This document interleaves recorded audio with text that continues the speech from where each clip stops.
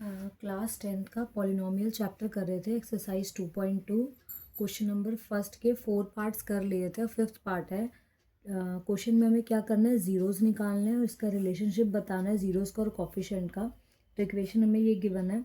अब इस इक्वेशन में मिडल टर्म स्प्लिटिंग नहीं हो सकती क्योंकि इसमें दो ही टर्म है और ना ही इसमें कुछ कॉमन निकल रहा है। तो इसे हम क्या करेंगे, टी स्क्वायर को टी स्क्वायर लिख देंगे। अब 15 तो किसी का स्क्वायर होता नहीं, तो इसे √15 का स्क्वायर लिख देंगे क्योंकि √15 का स्क्वायर करने पे 15 ही आएगा। अब ये हो गया ए स्क्वायर, ये बी स्क्वायर। अब ये ध्यान रखना 15 किसी का स्क्वायर नहीं होता, इसलिए इसे √15 का स्क्वायर लिख दिया।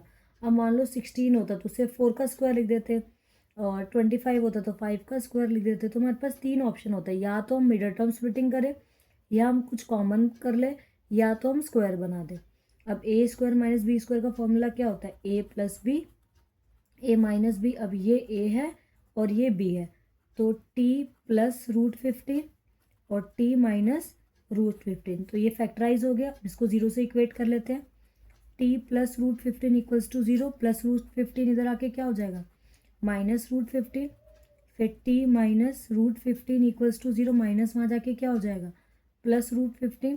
तो हमारे ज़ीरोज़ आ गए, ज़ीरोज़ आर माइनस √15 कॉमा √15।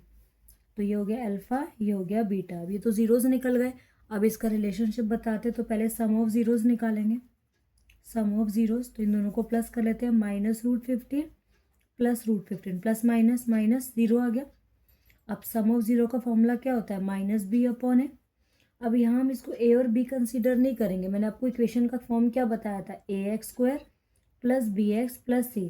मतलब जो एक्स स्क्वायर के साथ होता है वो a होता है, और जो x के साथ मतलब अल्फ़ाबेट के साथ होता है वो b होता है, और जो नॉर्मल नंबर होता है सिर्फ नंबर, वो c होता है।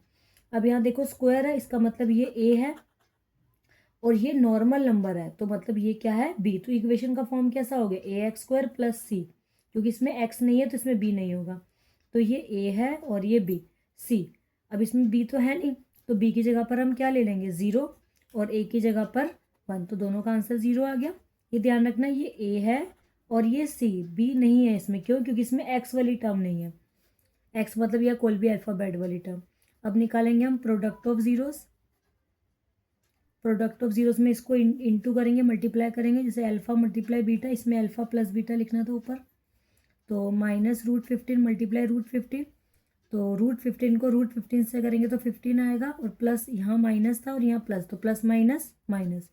अब प्रोडक्ट ऑफ ज़ीरो का फॉर्मूला c अपॉन ए, जैसे मैंने आपको बताया था ये a है और ये c है, तो c की जगह पर -15 पुट करेंगे और a की जगह पर 1, तो इसका भी आंसर क्या आ गया, -√15। दोनों इक्वल आ गए।